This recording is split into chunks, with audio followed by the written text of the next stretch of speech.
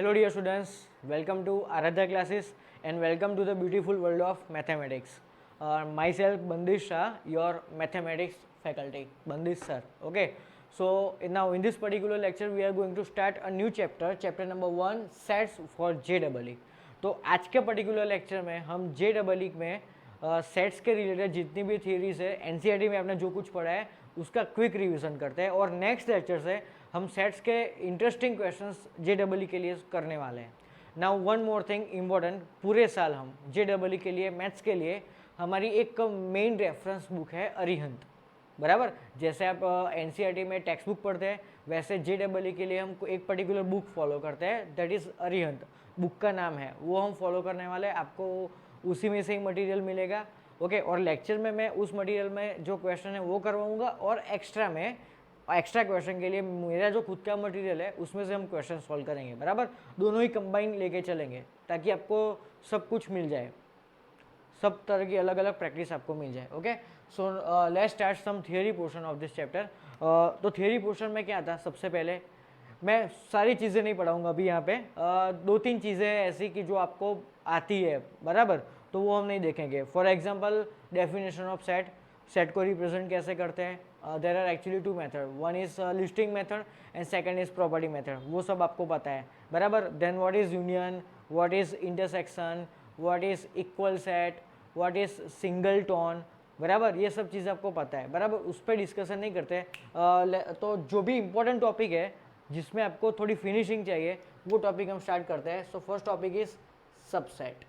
ये तो आपको पता ही है कि what is subset. Okay, for example let's say there are two set A and B, then if each and every element of set B is present in set B, each and every element of set A lies in set B, then we write A subset B.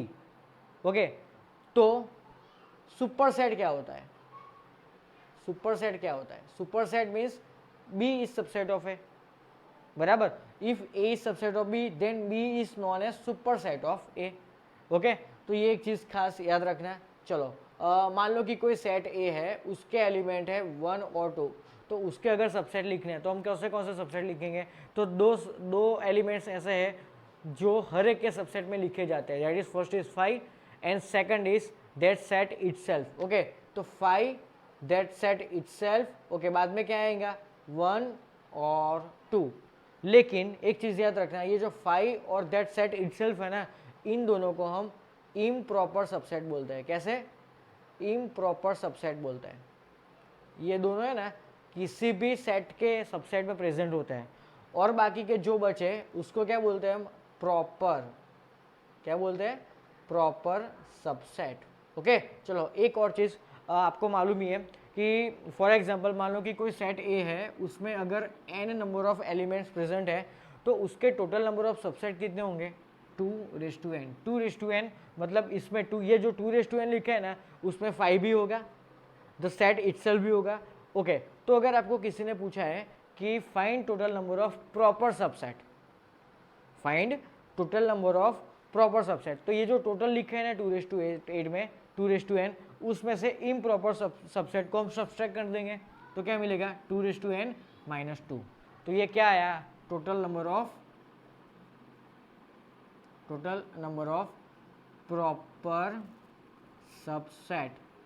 तो क्या करना है? Total में से improper को subtract करना है, तो हमें क्या मिलेगा? Total number of proper subset. तो ये एक सिंगल थिंग थी, वो आपको याद रखनी है. Okay, so pause the video and note it down.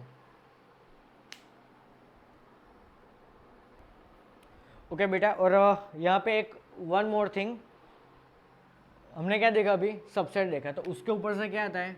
Power set. Okay, power set. For any particular set A, उसके पावर सेट को हम किससे डिनोट करते हैं? P ऑफ A से डिनोट करते हैं. बराबर, तो करना क्या है? मान लो कि A इज इक्वल टू 1 और 2 है, तो उसके सबसेट क्या होता है? Subset 5 that set itself, then 1 and 2. तो पावर सेट लिखने के लिए हम करते क्या है कि जो सारे सबसेट लिखे ना उसको ऐसे करली ब्रैकेट में एनक्लोज कर दो, तो हमें क्या मिलेगा? पावर सेट मिलेगा. बराबर, तो उसके भी total number of elements find करने के लिए फॉर्मूला क्या होती है? 2n. ओके, तो ये चीज़ें याद रखना पावर सेट में. उसमें कुछ नया है ही नहीं, जो टेक्स्ट बुक में आपने पढ़ा वही है. ओके चलो अब एक और नई चीज़ देखते हैं यूनियन इंटरसेक्शन के बारे में, जो 2-3 इंपॉर्टेंट पॉइंट्स हैं वो यूनियन और यहाँ पे देखते हैं इंटरसेक्शन। बराबर, चलो कोई भी दो सेट ए और बी के लिए ए यूनियन बी को हम इस तरह डिनोट करते हैं और ए इंटरसेक्शन बी को हम इस तरह डिनोट करते हैं। क्लियर? ओके, यूनियन मतलब कंबाइन करना और इंटरसेक्शन मतलब ए और बी में जो कॉमन थिंग्स है ना वो हमारा आंसर होगा। बराबर, चलो एक और चीज़, यूनियन मतलब और एंड इंटरसेक्शन मतलब एंड, ये चीज़ तो आपको पता होगी। ये दोनों चीज़ें ना वेन डायग्राम के लिए द मोस्ट इंपॉर्टेंट थिंग है। तो ये चीज़ याद रखना, अगर आपको टी एंड कॉफ़ी तो आप कैसे लिखोगे उसको, टी एंड कॉफ़ी आप ऐसे लिखोगे। अगर आपको ऐसा पूछा कि टी और कॉफ़ी तो आप कैसे लिखोगे, टी और कॉफ़ी, तो इस तरह डिनोट होगा। तो ये दोनों आपको कंपलसरी माइंड में रखना है। Okay, now first point is A union A dash, A union A dash. Okay, A dash क्या होता है, कॉम्प्लीमेंट होता है, आपको पता ही है। बराबर, तो ए यूनियन ए डैश क्या होता है एक्चुअली, यूनिवर्सल सेट। बराबर, now second thing, A union universal set, खुद यूनिवर्सल सेट आएगा। बराबर, और तीसरी चीज़, किसी भी सेट का यूनियन उसके साथ में ही करो तो द सेट इटसेल्फ आंसर होगा। बराबर, सेम चीज़ यहाँ पे सबसे पहले A intersection A dash phi आता है, ये सारी चीज़ें याद रखना। बराबर, A intersection A dash phi. बराबर, चलो next thing, A intersection universal set. बराबर, ए का इंटरसेक्शन हम अगर यूनिवर्सल सेट से लेते हैं तो क्या आंसर में आता है, ऑलवेज सेट ए खुद आंसर में आता है। बराबर, ओके। एंड थर्ड थिंग, किसी भी सेट का इंटरसेक्शन खुद से ही ले तो क्या आएगा आंसर, सेट ए खुद ही आएगा। बराबर, okay. Now two circle Venn diagram देखते हैं उसमें। तो ये हमारा वेन डायग्राम और ये जो रेक्टेंगुलर बॉक्स है that is our universal set. मान लो कि ये सेट ए है, सेट बी है, तो ये जो दो पोर्शन है ना, ये पोर्शन देखो, this portion actually lies in set A as well as in set B. तो ये क्या हुआ, ए इंटरसेक्शन बी वाला पोर्शन हुआ। और ए यूनियन बी मतलब ये पूरा आएगा इसमें, ये पूरा आएगा, ये पूरा क्या है, ए यूनियन बी है। बराबर, तो ये टू सर्कल वेन डायग्राम और ये यूनियन और इंटरसेक्शन के 3 इंपॉर्टेंट रूल्स थे। तो ये चीज़ें याद रखना, और ये जो दोनों चीज़ लिखी है ना वो आप मार्जिन में ऊपर ध्यान से लिख लेना। ओके डियर स्टूडेंट्स, तो अब दो इंपॉर्टेंट रूल देखते हैं, that is distributive law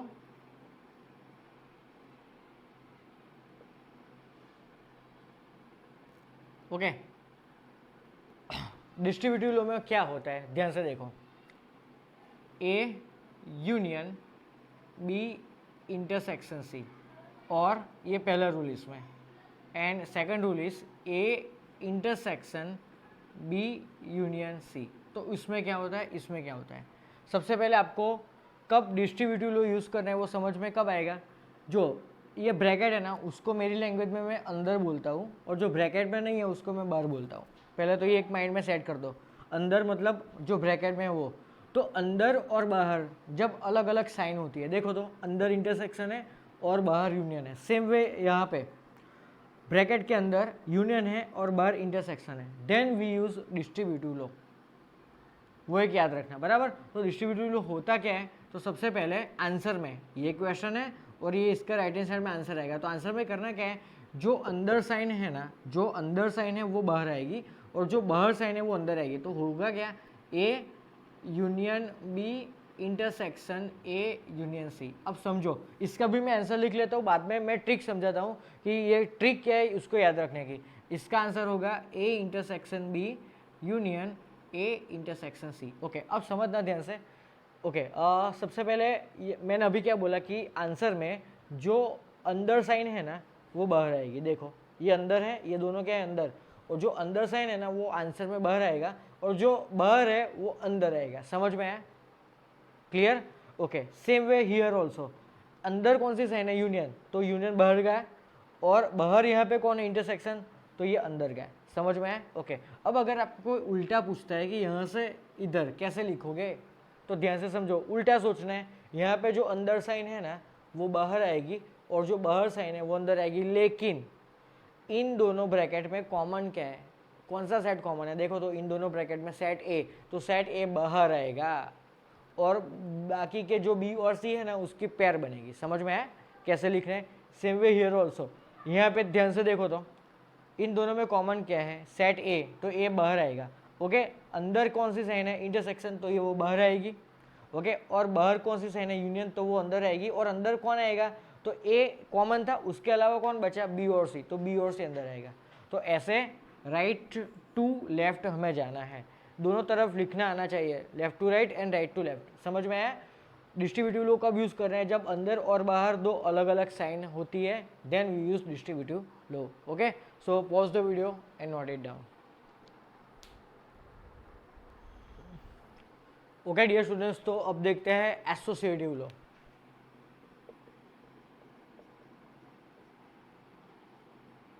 okay, so associative law में क्या होता है, ध्यान से देखो, उसमें भी दो चीज़ें, A union, B union C, and second is A intersection, B intersection C. Okay, तो ध्यान से देखो, इस वाले लो में और प्रीवियस में जो डिस्ट्रीब्यूटिव लो देखा था ना, उसमें डिफरेंस क्या है, तो यहाँ पे देखो अंदर और बाहर सेम साइन है। Okay, so when we get to same sign अंदर एंड बाहर, तो एसोसिएटिव लो यूज होता है। तो ये लो क्या बोलता है कि पेयर चेंज करो, सिर्फ यहाँ पे बी और सी की पेयर थी ना, तो पेयर किसकी बनाओ, ए यूनियन बी, और यहाँ पे क्या आएगा, यूनियन सी। और same way here also A intersection B and intersection C, सिर्फ पेयर ही चेंज करनी है। ओके, तो ये समझ में आया, अंदर और बाहर अगर ऑपोजिट साइन होती है तो डिस्ट्रीब्यूटिव लो यूज होता है। ओके, और अंदर और बाहर अगर सेम साइन है तो एसोसिएटिव लो यूज होता है। ओके, वीडियो पॉज करके लिख लो। ओके बेटा, सो अब नेक्स्ट देखते हैं complement of a set.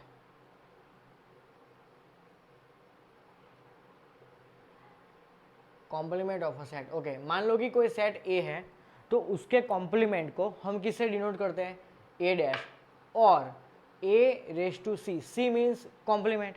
Okay, तो जेडब्ल्यू में ये साइन मोस्टली बहुत यूज होती है, बराबर।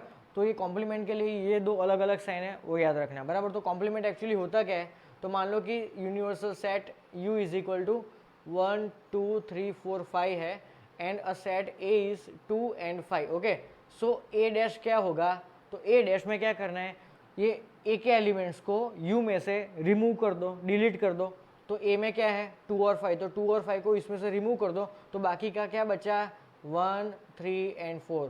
सो 1 3 and 4 is our final answer. तो एक चीज़ याद रखना, कोई भी सेट का कॉम्प्लीमेंट सेट डिफाइन करने के लिए कंपलसरी यूनिवर्सल सेट प्रेजेंट होना ही चाहिए, बराबर। अगर ये प्रेजेंट नहीं है और आपको कॉम्प्लीमेंट फाइंड करना है, then you can not find it. Okay, तो ये एक चीज़ याद रखना, बराबर। चलो, तो मतलब यहाँ से समझ में क्या आया कि ए डैश का कोई आंसर होता क्या है एक्चुअली। तो ए डैश में ऐसे एलिमेंट प्रेजेंट होते हैं जो ए में नहीं होते और यू के होते हैं, यूनिवर्सल सेट के होते हैं। समझ में आया? ए डैश में ऐसे एलिमेंट्स हमें आंसर में मिलते हैं which are not present in A but present in universal set. तो ए डैश का वेन डायग्राम ड्रॉ करने के लिए हम क्या करते हैं, पहले तो सबसे पहले ये रेक्टेंगुलर बॉक्स क्या रिप्रेजेंट करता है, यूनिवर्सल सेट। ओके, और यहाँ पे सेट ए ही प्रेजेंट है, इसीलिए मैं एक ही सर्कल ड्रॉ कर रहा हूँ, बराबर। तो ये क्या है, इन बिटवीन सेट ए के एलिमेंट्स अंदर आएंगे, बराबर। तो हमें चाहिए क्या, ए डैश। ए डैश मतलब ए के अलावा किसका यूनिवर्सल सेट का। तो ये बाकी का बाहर जो बचा ना, वो क्या होगा, ए डैश। तो ये क्या है, ए डैश का आंसर है। समझ में आया? ये क्या है अंदर, ए डैश। ये क्या था, सिर्फ ए। ओके, तो ये था हमारा कॉम्प्लीमेंट ऑफ अ सेट। तो फटाफट pause the video and note it down.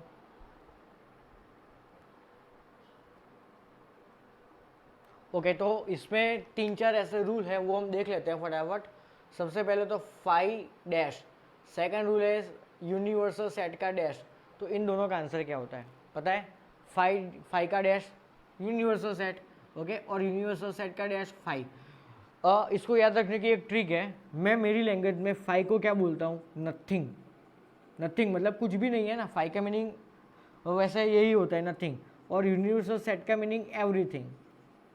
Okay, everything. Okay, तो आप एक चीज़ देखो ना यहाँ पे, नथिंग का कॉम्प्लीमेंट मतलब नथिंग का उल्टा एवरीथिंग और एवरीथिंग का उल्टा नथिंग, बस यही माइंड में रखो। 5 means nothing and universal set means everything. Okay, चलो देन थर्ड रूल है ए डैश का डैश द सेट इटसेल्फ, ये तो सबको मालूम है बराबर। ओके, फोर्थ रूल जो हमने आगे पढ़ा था अभी, A union A dash that is universal set. Okay, and fifth rule is A intersection A dash that is equal to 5। तो ये चीज़ याद रखना। ओके, और इसके ऊपर से दो important rules, De Morgan's rule, De Morgan's rules. Okay, तो सबसे पहला रूल क्या है, ए यूनियन बी का whole dash is equal to A dash intersection B dash. Okay, and second rule is A intersection B का whole dash is equal to A dash intersection का क्या होता है, यूनियन, और B का dash. Same way यहाँ पे universal set का इंटरसेक्शन होता है बराबर, यूनियन का इंटरसेक्शन और इंटरसेक्शन का यूनियन। तो ये था हमारा कॉम्प्लीमेंट ऑफ अ सेट। बाद में उसके 5 रूल देखे, उसका वेन डायग्राम देखा, और उसके ऊपर से ये जो डी मॉर्गन रूल्स आया था वो देखा। तो pause the video and note it down.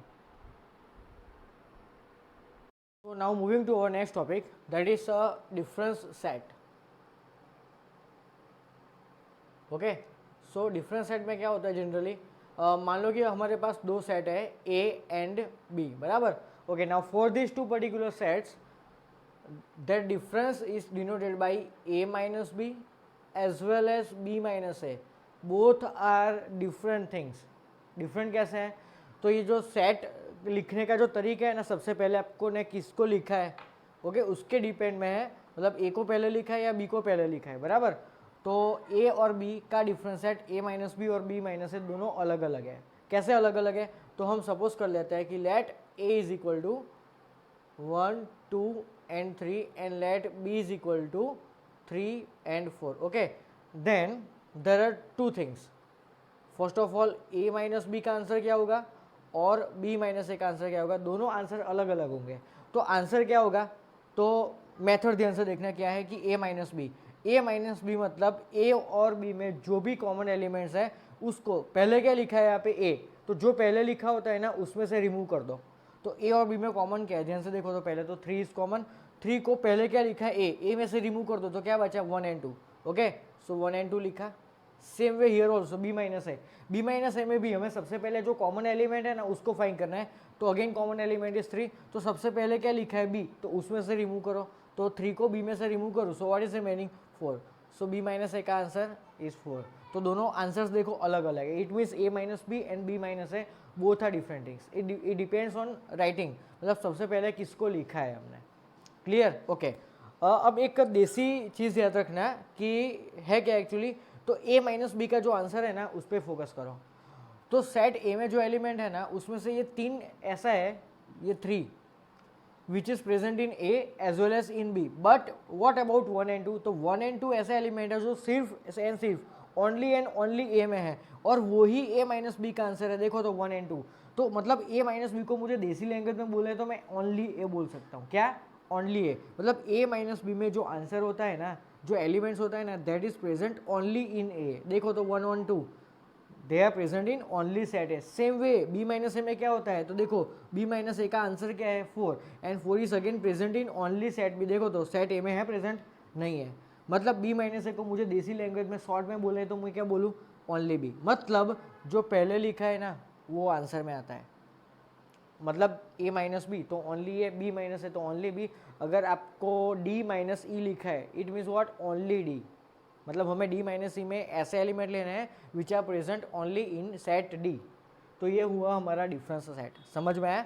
Okay, तो उसका Venn diagram is the most important. तो मान लो कि ये दो सर्कल्स है a एंड b, दो सेट है। ओके, ये हुआ हमारा universal set, and this is our set a, this is our set b। Okay, तो ध्यान से देखना, ये जो पोर्शन है ना, ये जो लाइन किया है ना, वो पोर्शन ध्यान से देखना, ये वाला और ये वाला, ये जो पोर्शन है ना वो ओनली एंड ओनली ए में ही है बराबर। ये जो बीच वाला पोर्शन है ना that is in A as well as in B बराबर, लेकिन ये जो लाइन किया हुआ है ना that is present only in A, और वही क्या है हमारा ए माइनस बी, तो ये जो पोर्शन है ना that is A minus B, तो और ये जो पोर्शन है ना वो क्या कहलाएगा, बी माइनस ए। तो सिंपली ए माइनस बी और बी माइनस ए को वेन डायग्राम में इस तरह हम रिप्रेजेंट करते हैं। और ये बीच वाला पोर्शन क्या होता है, छोटे बच्चों को भी पता है, ए इंटरसेक्शन बी। समझ में आया? तो A minus B, A intersection B and B minus A. तो एक और चीज़ मुझे बताना कि ए यूनियन बी एक्चुअली क्या होता है। तो ये जो पूरा पार्ट है ना, ये पूरा पार्ट इन दोनों सर्कल के अंदर जितना भी कुछ है that is A union B. तो ए यूनियन बी को मैं ऐसे लिख सकता हूँ कि A minus B then union A intersection B union B minus A. इस तरह से भी मैं ए यूनियन बी को लिख सकता हूँ। क्लियर? तो ये सारी चीज़ डिफरेंस सेट में याद रखना। Okay, now one more thing, ये ए माइनस बी है ना, उसको मैंने अभी क्या बोला, ए माइनस बी इज ओनली ए। तो उसको मैं एक और तरीके से भी लिख सकता हूँ कि A minus B is equal to this portion, A minus B is equal to whole A, whole circle A, उसमें से ये ए इंटरसेक्शन बी वाला पोर्शन में हटा दूँ। ध्यान से देखो, ये ए इंटरसेक्शन बी वाला जो पोर्शन है ना, उसको मैं ये पूरा जो सर्कल ए है ना उसमें से हटा दूँ, तो मुझे क्या मिलेगा, only A minus B. It means I can write A minus B is equal to A minus A intersection B. समझ में आया? ओके, तो उसको एन के फॉर्म में लिखने हैं, तो N of A minus B is equal to N of A minus n of A intersection B, ऐसा भी लिख सकता हूँ। बराबर? ओके, और एक और फॉर्मूला है इसको रिप्रेजेंट करने के लिए, ओनली ए को रिप्रेजेंट करने के लिए वन मोर फॉर्मूला इज, ध्यान से देखो क्या होगा, ए इंटरसेक्शन बी डैश। क्या होगा? A intersection B dash. Okay, अब देखो ए इंटरसेक्शन बी डैश क्या होगा।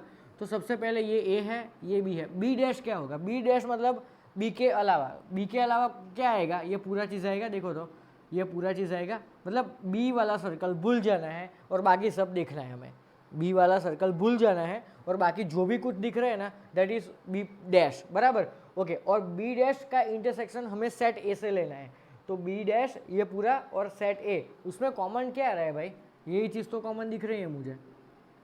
ध्यान से देखो, विजुअलाइज करो, बी डैश मतलब होल सर्कल बी के अलावा जो भी पार्ट बचा वो, उसमें से किसके साथ में उसका कॉमन पोर्शन फाइंड करना है, सेट ए के साथ में। तो ये जो लाइन करी है ना, सिर्फ वही हमारा आंसर है। ये जो लाइन करी है ना वो, मतलब मैं उसको ए माइनस बी को ए इंटरसेक्शन बी डैश भी लिख सकता हूँ। तो ये चीज़ कंपलसरी माइंड में याद रखना है। आपको आपका नाम कैसे याद रहता है ना, same way A minus B is equal to A minus A intersection B and A intersection B dash, ये चीज़ याद रखनी है। Clear? Okay, now one more thing, B minus A, ये हमने क्या देखा, ए माइनस बी। तो बी माइनस ए में भी क्या होता है, बी माइनस ए मतलब ये वाला पोर्शन, तो उसको मैं और एक तरीके से कैसे रिप्रेजेंट कर सकता हूँ, तो whole B minus A intersection B, तो B minus A intersection B. Okay, और दूसरे वे में लिखने हैं तो कैसे लिखूँ मैं, B intersection A dash. Visualize करो आप खुद से। बराबर? तो याद रखने की ट्रिक क्या है, यहाँ पे हमने समझ लिया पूरा कि कब कौन सी फॉर्मूला कैसे हमने विजुअलाइज की। बराबर? ओके, अब याद रखने का तरीका, तो सबसे पहले ये फॉर्मूला और ये पहली फॉर्मूला दोनों की देखो। तो सबसे पहले ए माइनस बी में सबसे आगे क्या आता है, ए, तो ए माइनस इन दोनों का इंटरसेक्शन। ओके, बी माइनस में सबसे पहले क्या आता है, बी, तो बी माइनस इन दोनों का इंटरसेक्शन। समझ में आया? ओके, नाउ सेकंड फॉर्मूला, तो जो सबसे पहले है ना उसको एज इट इज रखो, minus is change to intersection, minus is change to intersection, और पीछे जो है ना उसका डैश, पीछे जो है उसका डैश। बस इस तरह याद रखनी है पूरी फॉर्मूला। ओके, समझ में आया? तो ये सारी चीज़ें याद रखना। सो pause the video and note it down.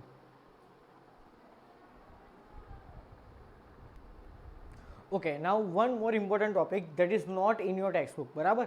तो उस टॉपिक का नाम है सिमेट्रिक डिफरेंस। जो हमने अभी डिफरेंस सेट पढ़ा ना उसके ऊपर से ये टॉपिक आया है, सिमेट्रिक डिफरेंस सेट। ओके, तो बहुत इजी है, ध्यान से देखना।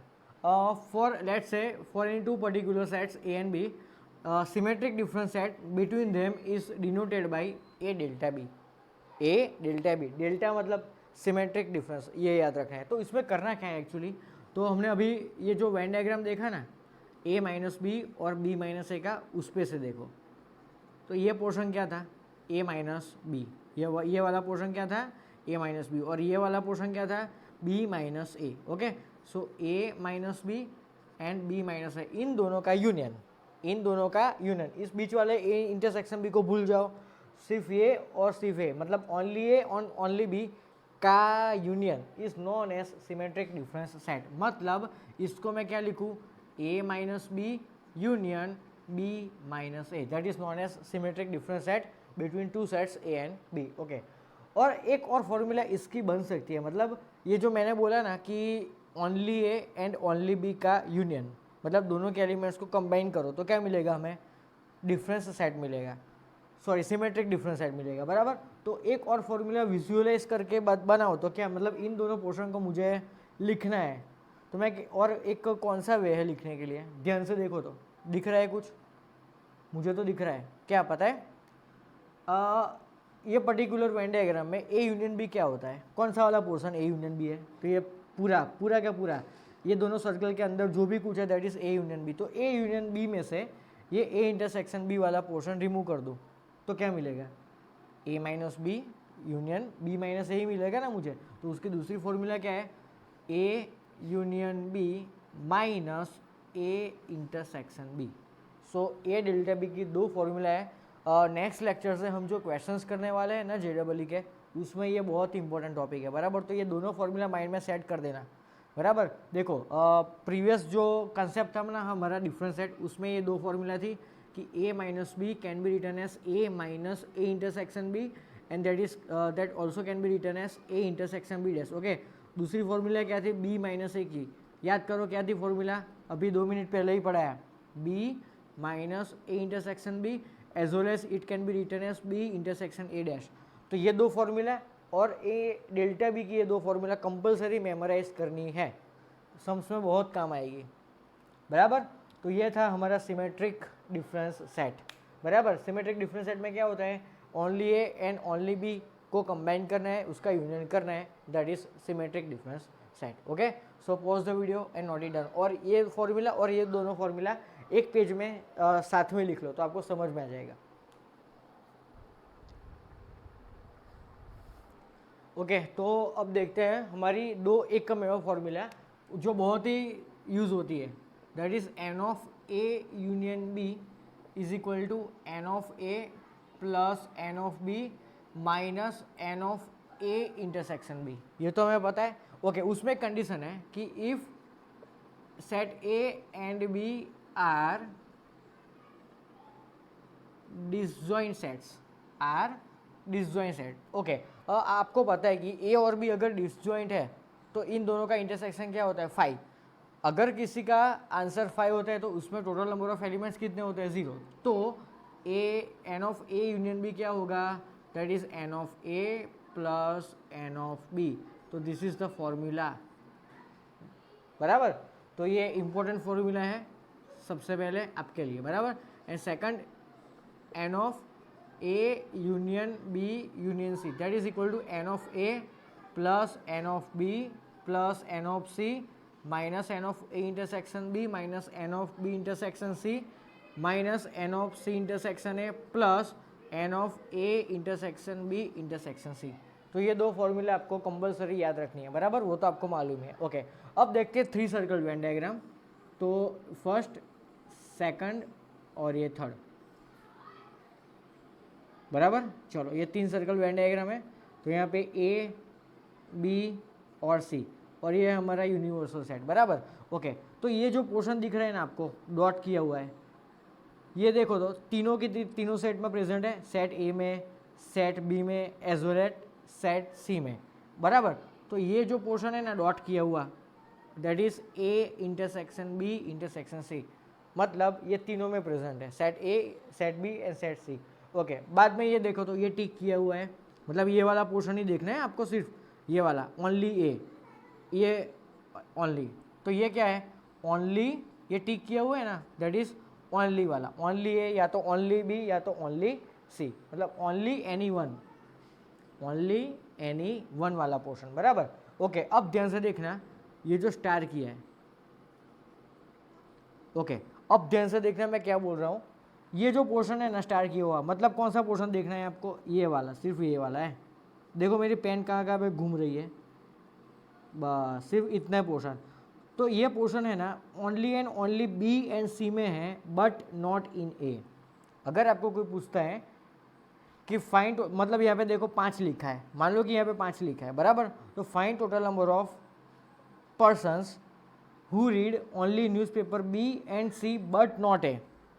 Find the number of people who read only newspaper B and C but not A. तो क्या आएगा आंसर? 5 आएगा। मतलब इस वाले पोर्शन को क्या बोलते हैं? Only B and C but not A. Okay, तो ये वाले पोर्शन, ये जो ऊपर वाला स्टार है उसको क्या बोलते हैं? Only A and B but not C. And इस वाले स्टार को क्या बोलते हैं? Only A and C but not B. तो उसको मैथमेटिकल फॉर्म में लिखने हैं तो कैसे लिखेंगे? मतलब ये जो स्टार किया हुआ है बराबर, वो क्या हुआ? ओनली एनी टू हुआ, ओनली एनी टू वाला पोर्शन। समझ में आया? बराबर, ओके। तो ये जो है ना only A and B but not C, उसको मैं कैसे लिखूँ? ऐसे लिखूँ, n of only A and B but not C. Not C मतलब उसके ऊपर आपको कॉम्प्लीमेंट लिखना है बराबर। ओके चलो, ये पोर्शन क्या है? Only B and C but not A. But not A का meaning okay, and B intersection C. और इस वाले पोर्शन को क्या लिखूँ? Only A and C but not B, मतलब only A and C but not B. तो ऐसे लिखा जाता है। ओके, तो ये था हमारा 3 सर्कल वेन डायग्राम, उसको ऐसे याद रखना है बराबर। ओके चलो, अब ये वाला पोर्शन टिक किया हुआ है वो that is only A. Okay, only A मतलब हमें बी और सी को कंसीडर करना है? नहीं करना है, सिर्फ ओनली एंड ओनली ए को कंसीडर करना है। तो उसको मैं कैसे लिखूँ? ध्यान से देखो, एन ऑफ ओनली ए मतलब ए, लेकिन हमें बी और सी को कंसीडर नहीं करना है। तो इंटरसेक्शन क्यों यूज़ किया हमने? तो हमारी लैंग्वेज में ही आता है कि we have to consider only A and not B and not C बराबर। अगर ओनली बी है तो उसको कैसे लिखूँ मैं? B and intersection A dash intersection C dash. Clear? तो ऐसे हम ओनली सी को भी लिख सकते हैं। तो ये था हमारा इंपॉर्टेंट वेन डायग्राम 3 सर्कल का। Okay, so pause the video and note it down. Okay dear students, so now last topic of this chapter, that is Cartesian product.